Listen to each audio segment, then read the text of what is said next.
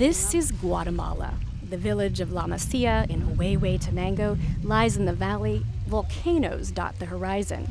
Conditions here are ideal for producing coffee. Inside these red cherries are coffee beans, and each one is hand-picked by workers who are at the very tip-top of the mountain. It's over 5,000 feet above sea level here. Altitude is key to producing great beans.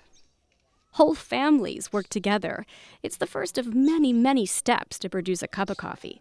The farmers here think that if we can see all the faces and places and processes behind these beans, we may understand why a good cup of coffee costs a few bucks.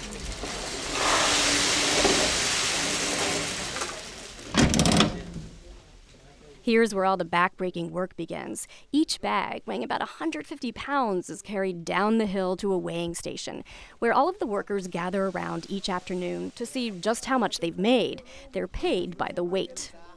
The process of turning this bean into a cup of coffee has just begun. The owner of the farm, Miguelina, Villatoro, explains what happens next is the first of many steps to separate the best beans from the rest. This is a good coffee.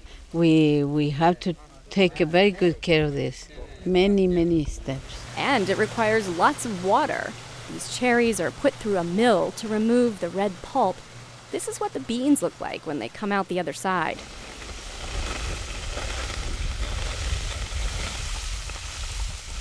Now, workers rake the coffee beans as they dry in the sun. So now are these beans ready for roasting? Not even close. They've got to be bagged up and weighed again, driven by truck to yet another mill in Guatemala City. Here at the mill, Miguelina takes off her farmer hat and puts on her business hat. She's negotiating here the price of milling her beans.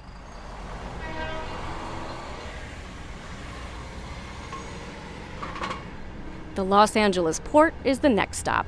And from here, the beans are put on rail cars and transported to Portland, Oregon, where roaster Mark Stell is waiting for them. We're loading Miguelina's coffee into the loader. It's going to get loud, so we'll turn the loader on. Stell forged a direct trade relationship with Miguelina about 10 years ago, and now is the moment that he'll see if this year's beans live up to his expectations. Great coffee is largely about getting the right beans. Stell says these beans have pulled nice, subtle character from the soils of the Guatemalan highlands. Just a little bit of coffee in the spoon, and I'll slurp it. Is it light and bright with hints of caramel? This is what Miguelina's coffee's known for. It also makes me salivate a little bit on the sides of my tongue, so that I know there's a sweetness characteristics to it.